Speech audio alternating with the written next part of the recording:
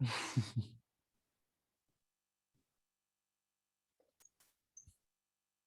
should I start? Yeah, so welcome everyone to the Combinatorics on Words seminar. Our speaker today is Etienne Moutot, and he will speak about recent advances around Nivats conjecture. Thank you very much for the introduction. So yeah, the title is quite self-explanatory. And well, first I will talk about what is Nivats conjecture, maybe. And Nivats conjecture is related to pattern complexity. I think most of you are very familiar to pattern complexity in dimension 1. So just to remind you, pattern complexity is, for me, the complexity of some infinite word, B infinite word, so a word over Z2 over a finite alphabet. And the pattern complexity is the number of pattern or subwords of a given size n. So for this word here, the pattern complexity of size 1 will be 4 because you have 4 different colors appearing. And the pattern complexity of size 2 will be 11, and because you just take a window of size 2 and you count how many patterns of size 2 appear. Here I counted 11, and you can do that for any size of patterns. Something that is very interesting is that you can pretty easily see that pattern complexity is linked to periodicity. Because if you take a periodic word like this one, so you have a period of size 5, and you compute the pattern complexity well, for all the numbers, you see that when it's equal to the period, then the pattern complexity will be bounded. And something very interesting is here you have that the pattern complexity is exactly equal to the period. And actually what we can prove is that if we have a periodic word, then we must have some n such that P of n is smaller than n. Oh, and by the way, I didn't say it in the beginning, but never hesitate to interrupt me to ask a question, even if it looks stupid. Well, just ask it and I will answer. So if we have a periodic word, then we have n such that the complexity of n is smaller than n. And very famous theorem is a theorem of Morse and Henlund that says the opposite, that on the previous implication is actually an equivalence. And we have that for any word that has complexity lower than n, for some n, then this word must be periodic. And the proof is not very complicated, but it's still a very nice theorem. And so since it's proved, I will not talk about it. We will go to the two-dimensional world and see what is Nivats conjecture, which is basically a two-dimensional Morse and Henlund theorem. So during this talk, I will use a vocabulary to talk about periodicity.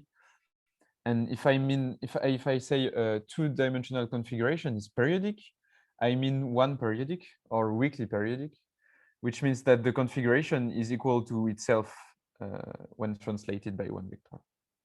And if I say two periodic or strongly periodic, it means that you have two independent vectors of periodicity, and therefore the configuration is made of finitely many different translations of a small piece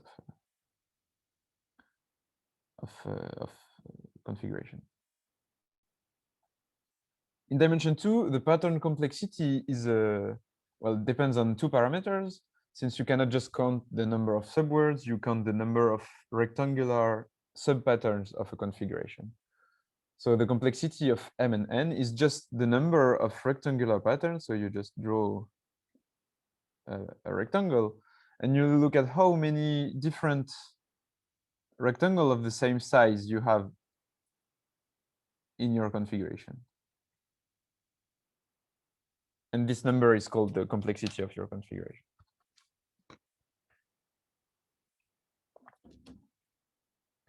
Nivats conjecture is exactly, very, very similar, at least to Morse and Helio theorem. And it says that any configuration such that its complexity is lower than Mn must be periodic. And here by periodic, as I said, I mean one periodic. And we call a configuration with such a condition here a low complexity configuration.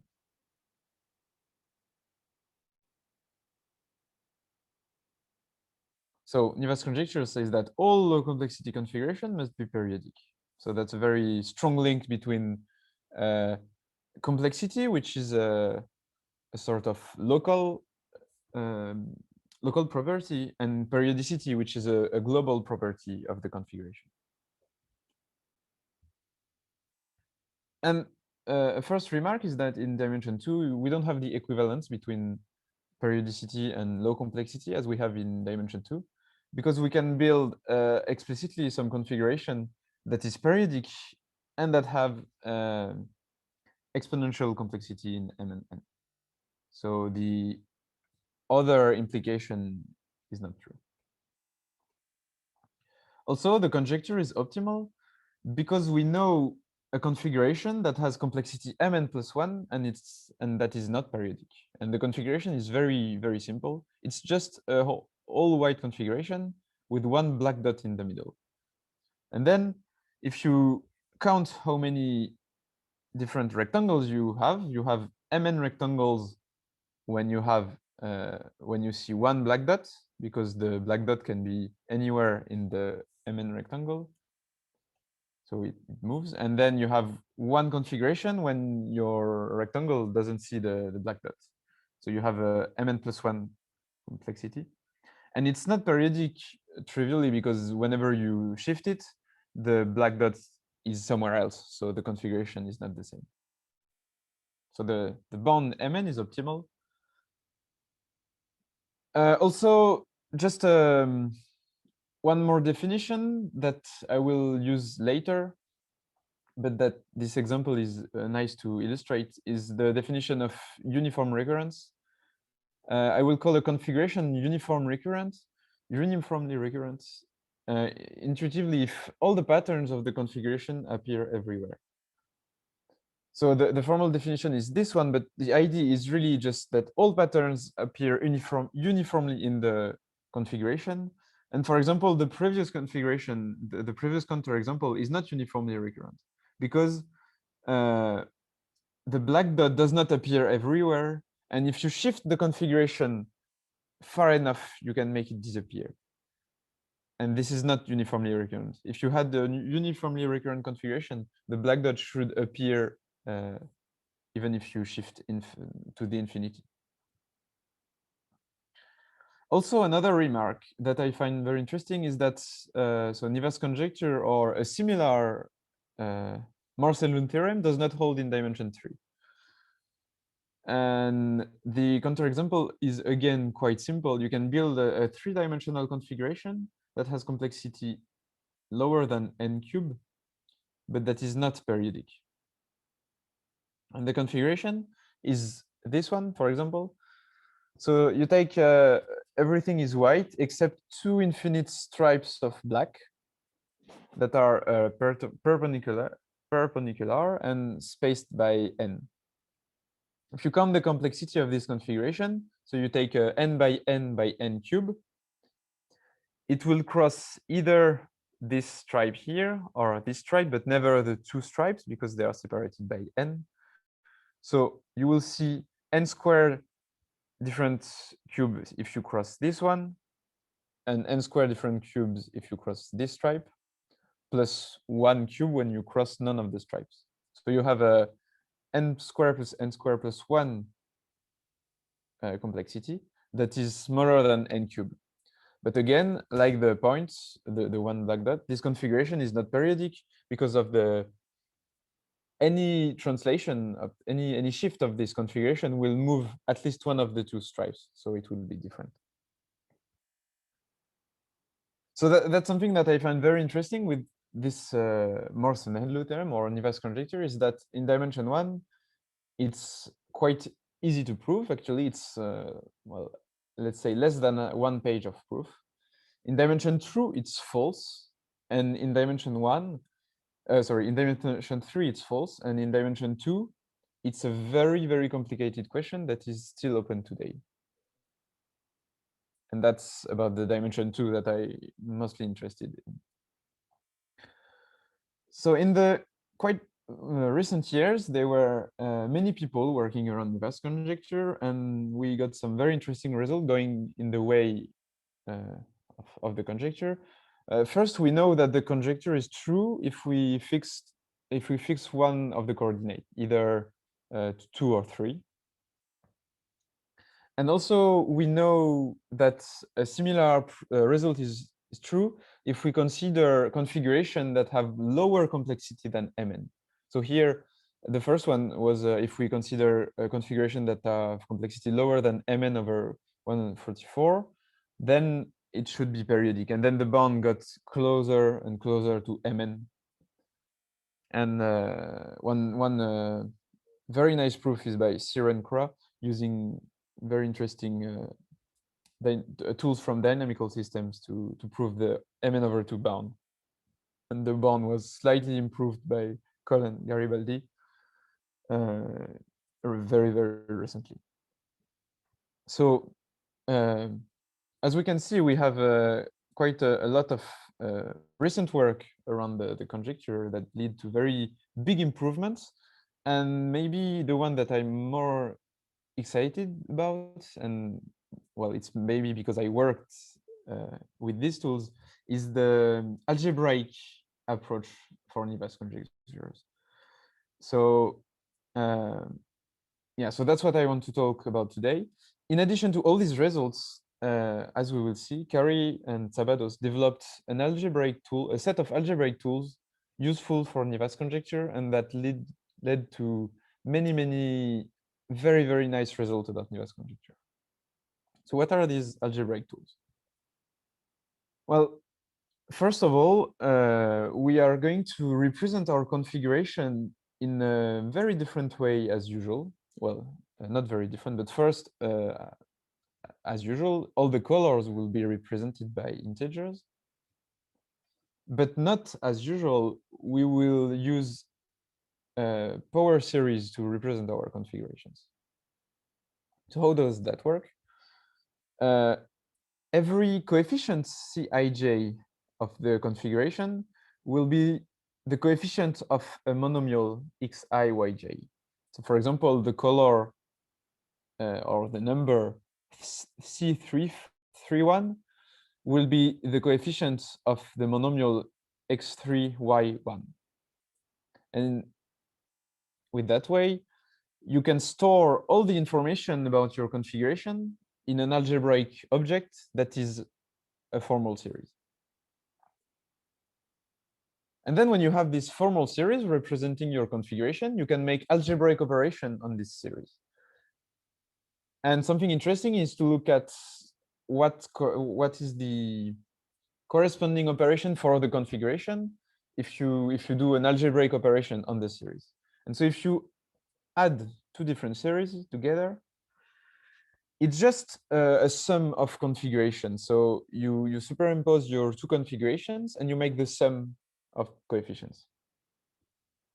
Note that when you do this sum, you might end up outside of the initial alphabets by creating new numbers, but it doesn't really matter. We can create more colors when we add them. It's not a problem. The next operation is the multiplication. And multiplication of two power series is not always defined. So we just look at multiplication by a monomial. And if we compute exactly what does this multiplication, we can remark that the multiplication actually does a shift, a translation of the configuration by a vector AB. So if we multiply by a monomial, we do a shift of the configuration. And because I have enough time today, I'll try to do a parenthesis that I really like about how these two operations allow you to draw any polynomial and really see your polynomials as configuration. And the way is just, well, I draw all the zeros in white and the one in blue. And so this polynomial here would be drawn as this configuration here. So you have the origin here, and then you have x that has coefficient 1, xy that has coefficient 1, and y2 that has coefficient 1. So that's when you do sums, it's pretty easy. You just add everything together. But what I really like is that it makes multiplication very visual as well. Because if you compute the multiplication of these two polynomials, well, you can develop that this is so maybe I do a bit slower. This will be this polynomial that was these three here times 1. So I draw it without moving. Then I multiply it by x4. So I draw the exact same polynomial, but translated by 4, 0. And here I have it here. And then I do again the same polynomial, but translated by 1, 3. And that way, I can really see visually what is polynomial multiplication. Of course, here it's a very nice case, but in many cases, you will have superposition of polynomials, and you will have coefficient that cancels out or add together, and that make the picture not as clear as this one. Anyway, end of the parenthesis. The real reason why we really like these two operations, multiplication by a monomial and addition, is that they allow us to represent in an algebraic way the notion of periodicity. In the following way, if we have a periodic configuration, it means that the configuration is equal to a translation of itself. And algebraically, if we move everything, it means that C multiplied by this polynomial equals 0. And this polynomial here has a really, really specific shape. And this shape we'll be very interested in later when I define what is the set of annihilators. So this set of annihilators is the set of all polynomials that annihilates the configuration. So we take all the polynomials that when you multiply by the configuration, it makes 0. And as we saw on the previous slide, the configuration will be periodic if and only if we can find in this set a polynomial with this very specific shape. So all we have to do, all we have to do with very, well, it's not easy, but one way of proving Nivats conjecture will be to prove that if we have a low complexity configuration, then a polynomial of this form is in the annihilator. And what is very useful, what will be very useful is that this set is a polynomial ideal, the set of annihilating polynomials. So we have a lot of mathematical tools that will help us a lot to understand the structure of the annihilator.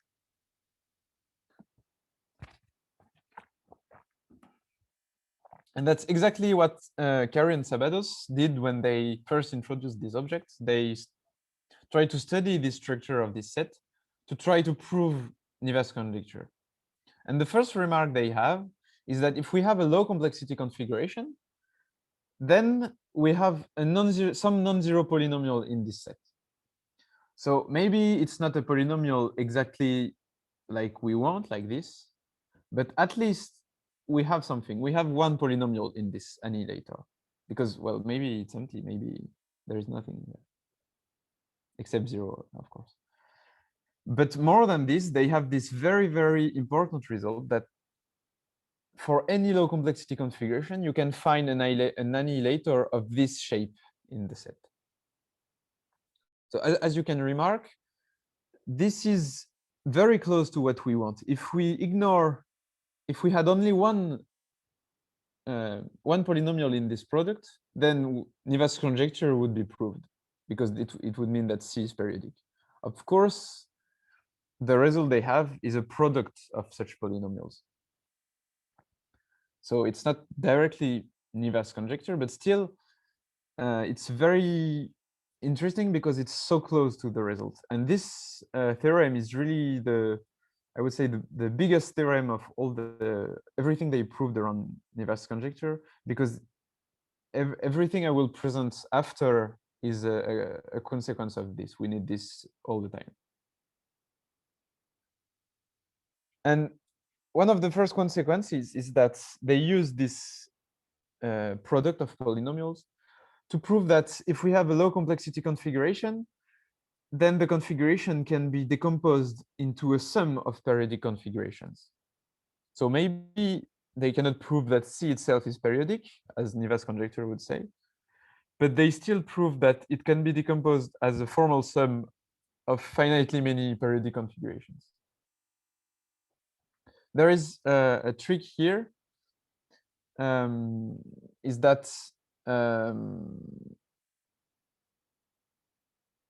the configuration you obtain in the decomposition can have an infinite alphabet. So you can end up with some weird periodic configuration. They are still periodic in one direction, but maybe in the other direction, you have an infinite alphabet. So it's somehow not very useful in some terms, but still we know how to decompose it. And actually their result is more general than this. To prove these two results, they don't need the hypothesis that the configuration is of low complexity. They just need that the configuration has one annihilator, one non-zero annihilator. And then using this annihilator, we can construct this product of polynomials and this decomposition in periodic configuration. And even better than this is also true in any dimension, not only in dimension 2.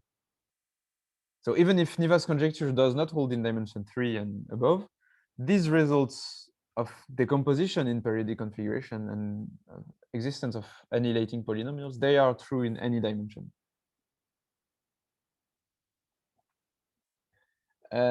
Another definition, a quick one, very visual, is the definition of line polynomial. A line polynomial is just a polynomial where if you draw it, all the coefficients are aligned in one line. So this is an example of one, but these are also line polynomials because they have only two coefficients. So they are obviously line polynomials. And so the previous result, as I said, were true in any dimensions. And in dimension 2, they are able to do even better than this. So not only they find this one particular very nice annihilator polynomial in the set, but they are able to algebraically describe how the set n looks like. And in dimension 2, we know that the set is always written as a product of line polynomials and then some leftover ideal.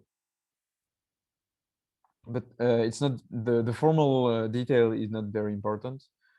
Everything we have, well, if you want to just remember one thing about this theorem, is that the annihilator is really just a product of line polynomials, and that these line polynomials will tell you if the configuration is periodic or not. And then using this very strong result in dimension 2, they are able to approach Nivats conjecture. So first of all, they are able to prove that if the configuration is a sum of two periodic configurations, and not just a finite number, but just two, then Nivats conjecture is true. So a sum of two periodic configuration with low complexity is periodic. And using this result, they provide an alternative proof of Siren-Kratz theorem of the bound Mn/2.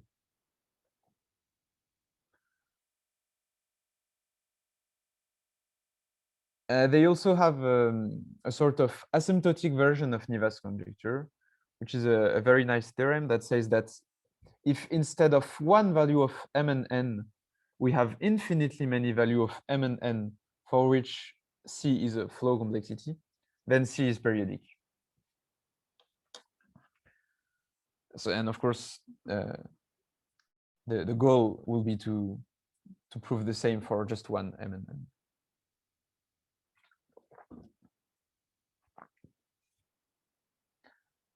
So that was a lot of very nice result that they got with the algebraic tools. And now the uniformly recurrent case, I want to go a bit more in the details of what I did with the Yarko carry using these algebraic tools and other tools on the uniformly recurrent case of configuration. And that's what I'm going to explain a bit more. It's a theorem I got with Yarko that says that the Nivats conjecture holds for uniformly recurrent configuration. And uniformly recurrent, I defined earlier, they are the configurations where the patterns appear everywhere in them. And this theorem is very interesting because in most of the other theorems, the uniformly recurrent case was the hardest case to prove. So it's very nice to have this closed without any other assumption. We just know that all the Nivats conjecture is true for all the uniformly recurrent configurations. So to deal with this, I need to define a bit more objects that are subshifts or subshift of finite types. Maybe most of you have heard about them already, but I will still define them. So a subshift is a set of configuration with a set of patterns that do not appear in the configuration. So for example, if I start with any finite alphabet, I can forbid the color blue to appear, or the color orange to appear, or I can forbid, for example, the green to be to the left of purple. Then I can only have configuration that look like this in my subshift. I can forbid green to be to the right of purple. I can forbid things like that. In any case, the subshift will be the set of all configurations that avoid some set of forbidden patterns. And I will call my subshift of finite type if the set F is finite. And even if I will not talk about this today, these SFTs, for short, so subshift of finite type, are very important because they are very closely related to Wang tilings and many decidability questions around tilings. Anyway, what I'm interested in is a particular type of subshifts that are closed orbit closure. So the orbit of a configuration is just the set of all shifts of the configuration. So you take one configuration, you take all the possible shifts of this configuration, and this is called the orbit of this configuration. The orbit closure of a configuration is the same set, but you also include the shift to the infinity of the configuration. So you allow to shift to the infinity your configuration C. And what is nice about this set is that it's a subshift. So for any configuration, you can write the orbit closure as a set of as a coloring, as a set of colorings with some set of forbidden patterns that may be infinite, but still. And using this orbit closure, we have an equivalence to describe that C is uniformly recurrent, and the configuration will be uniformly recurrent if and only if whenever you shift it, even to the infinity, so you take D in the orbit closure of C, so you can think D as a shift of C, then their orbit closure are equal. In other words, when you do a shift of C, you cannot erase any patterns. Whenever you shift C, even if you shift C to the infinity, all the patterns will be always there. You cannot erase anything. And the real theorem behind our proof of Nivats conjecture for uniformly recurrent case is this one that says that if we have a low complexity configuration, then we can find some configuration that is periodic in its orbit closure. So if we do a very clever shift of C, then we can find a periodic configuration. And a key is the notion of determinism. That is something that was brought by Sear and Kra in their Mn/2 bound. So these tools, they're about determinism. And what is determinism? Determinism is a property of a subshift X, and we call the subshift deterministic if the value of the configurations on a half plane determines the value of the configurations in the whole space. So in other words, if you have two configurations that agree on a half plane in some direction, then they agree everywhere. So this is really almost like a cellular automaton. If you have two configuration equal everywhere here, they will be always equal. Also, the equality will propagate in the direction u. And why is this property useful? It's useful because it's also linked to periodicity. And this was already remarked by Boyle and Lint very, well, not maybe very long time ago, but some time ago. And they remarked that if the orbit closure of a configuration is deterministic in all directions, then the configuration is periodic, and it's even too periodic. So if you are deterministic everywhere, then you are periodic. And Sear and Kra proved another link between determinism and periodicity. They proved that if you have a low complexity configuration that is uniformly recurrent, and you find one direction u for which the orbit closure is non-deterministic for plus u and minus u, then the configuration is again periodic. So if you are in this case where you are non-deterministic around u and minus u, then you are periodic. So the last case where we don't really know what happens and where you can have non-periodic configuration is the case where the orbit closure have one direction which is deterministic for plus u and non-deterministic for minus u. And in this case, none of the two previous theorems allow us to conclude what happened. And this is exactly what we did. Well, we did not say what happened with Jarko, but we found that these directions can be eliminated by taking shifts of the configuration. So if you take a two-dimensional configuration and you take it in the orbit closure, and you consider its orbit closure, then you can find another configuration D that has no direction of one-sided determinism. So that has no direction like that. So the proof sketch of this key theorem is really easy to understand. First, we eliminate all the one-sided deterministic directions. So we take the correct shifts to the infinity. And then all the directions of the orbit closure will either be deterministic, and in this case, the configuration is periodic by Boyle and Lin, or there is one direction that is doubly non-deterministic, and in this case, Sear and Kra allows us again to prove that D is periodic. So that's how we prove this.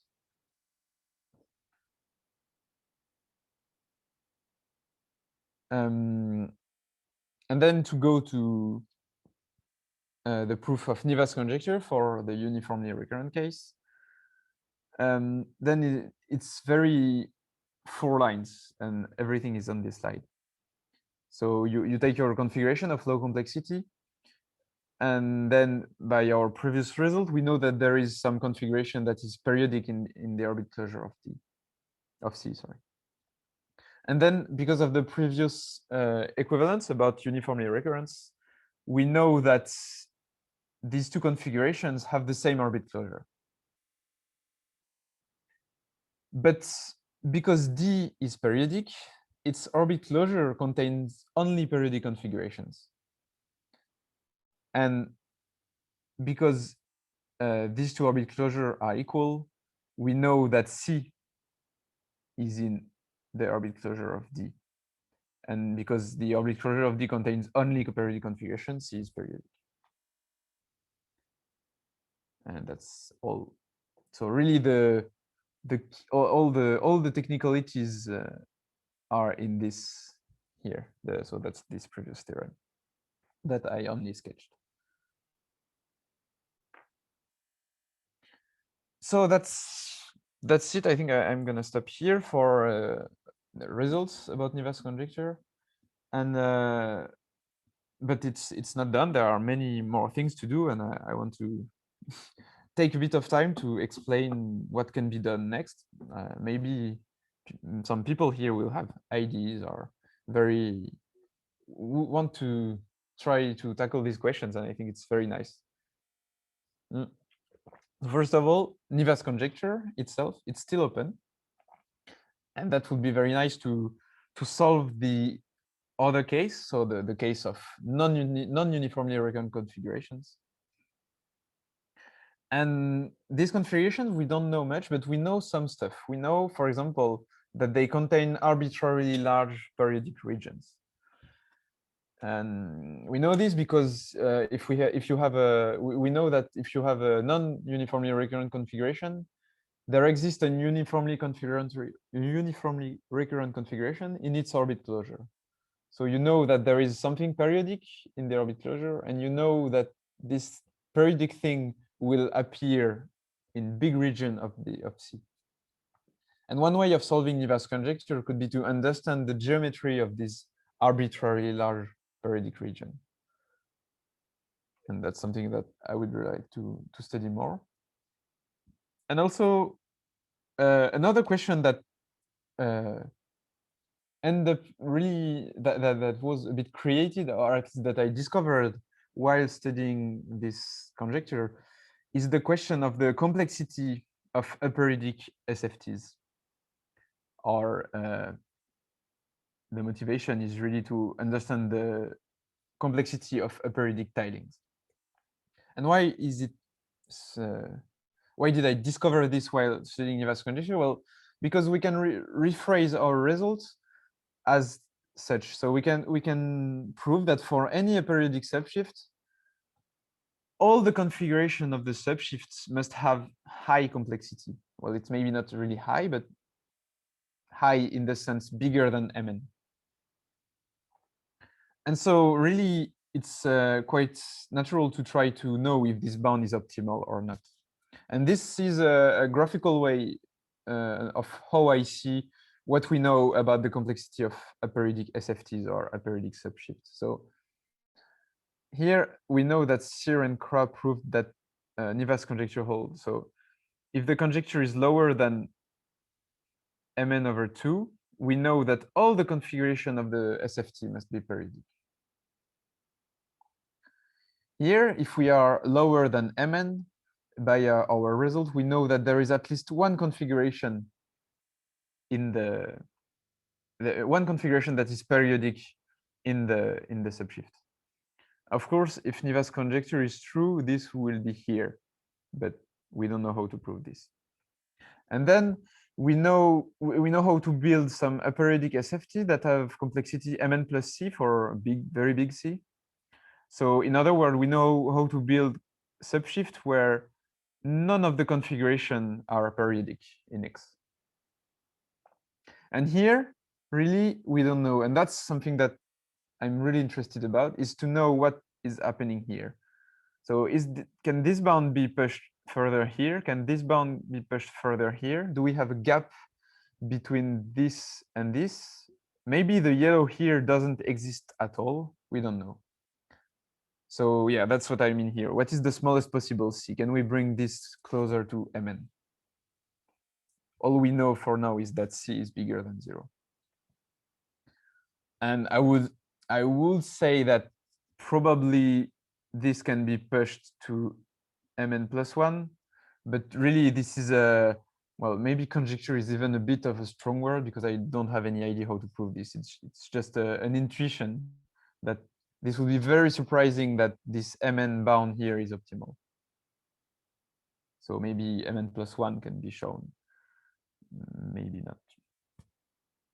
Also, while studying this question about periodicities, we proved something with an intern, Colin Petitjean. We proved some results about substitutive subshift. And essentially, we proved that for substitutive aperiodic subshift, the complexity is really high in the sense that it's bigger than C times n squared.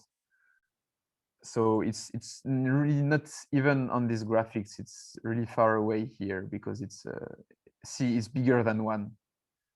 So it's not the same order of magnitude than Mn plus a constant.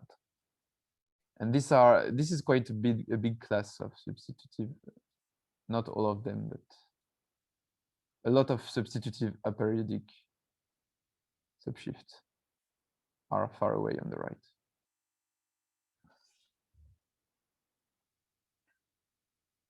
And okay, and I'm a bit early, but I'm already done. So thank you very much for your attention. And please don't hesitate to ask any question, turn on your webcam, your voice and stuff like that. Thank you very much, Etienne. Does anyone have any questions? I would like to ask about this last part. So could you repeat, how do you know that this C exists? Here? Yes, this capital C, how do you know that it exists? So the C depends on the substitution you have. No, I mean before this oh, you mean this C? Oh yeah, it's yes. The same letter.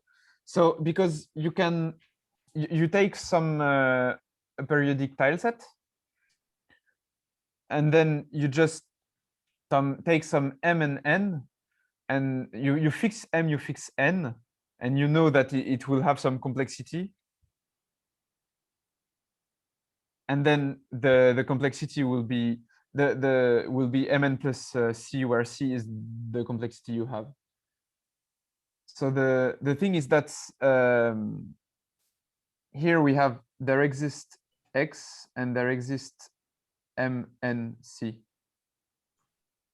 So that's all on the quantifier. So you can fix Mn to be whatever you want. Okay, thank you. I know it's a bit tricky, so yeah, don't hesitate if it's not clear. I can try to explain it somehow else. Well, not completely. So it's not completely clear to me. So this follows from your talk, right? It should follow. No, directly. not at all. It's totally different. Oh, I see. It does not follow from the talk. Oh, I see. Okay. It's just you. So you want to prove that there exists some SFTX and there exists Mn and C, such that the complexity is Mn plus C. And for this, you just take. At least I did not explain in the during the talk how to find this. So okay. Okay. So I thought that I missed. No. Sorry. Maybe I should have been more clear, or put another theorem or something like that. Okay. And this, who proved that? Oh, that's your result as well. Another one. I'm not sure it's written formally anywhere. Oh. I did not. So maybe I mentioned it in one of my papers, but it's. I think it's mentioned in the journal version of the paper I have with Jarko that is still being processed. Okay. That should be written in some 2021 version of this. Yeah. Okay. Thank you. By the way, it was an excellent talk. Thank you. Thank you very much. Are there any other questions? I have a question. Thanks, Etienne. That was a really nice talk. Can you tell us Thanks. what this determining position substitution is? I think it's in the next. Yeah. Sure. So determining position is a substitution where, so we only study square substitution as it's written here. So you take one color and you expand it to some square. And a determining position is if one position in the image allow you to recover the original cell. So in other words, if you look at substitution like that,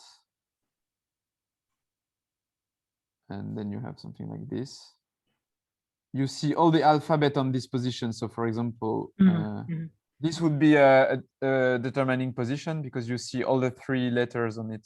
So if you look at the image, you just have to look at one cell to know what was the antecedent, what is the antecedent of it. Okay. So some kind of local bijectivity condition. Yeah, exactly. And the thing is that in usual substitutive tiling, like Robinson tiling, you have this property. But we can produce some examples of substitution that don't have this property. But still, in the experiments we did, like just numerical estimation of complexity, it looks like this bound is still true, even without the determining position assumption. But we don't know how to. We need it. We really need this assumption for our current proof. But it looks like we don't really need it, but we don't know.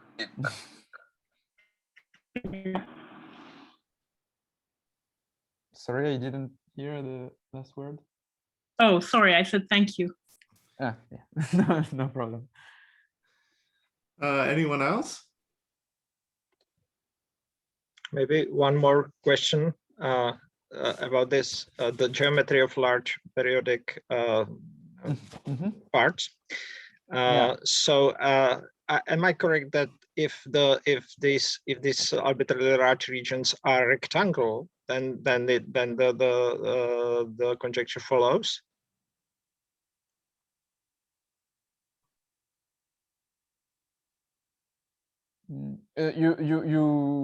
You mean you know how to prove that, or is it? Well, I thought, you know, some time ago I was trying to work on this, and I think that this was easy. So I'm just checking my recollection. So if this is if you have arbitrarily large rectangular periodic region, like the idea would be that if these lines along which you can expand are actually, you know, there are 2 perpendicular lines, then you should cover the whole plane, something like that. So I just don't know whether I am going astray here or not. No, that's possible, but that would be very interesting because we actually we can know the geometry of this region. They depend on the annihilator polynomial you have. They will have the shape of the convex hull of the annihilator polynomial. So we cannot prove that they are rectangle. Oh, actually, yeah, okay. So we cannot prove that they are rectangle, but they will be always parallel sides. So something like this. Yes, they are parallel, but you know, the problems are the slopes, no?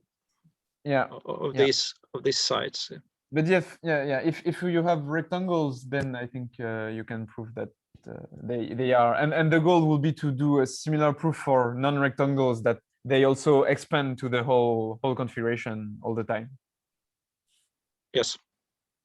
And I worked a bit with Julien Cassaigne and Pierre Guillon on this question, and we have some partial results, but still very, very partial. And yeah. Actually, we were thinking about this with James Curry, but we didn't get anywhere. Okay.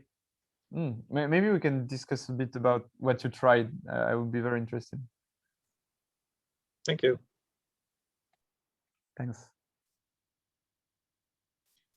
Any other comments or questions?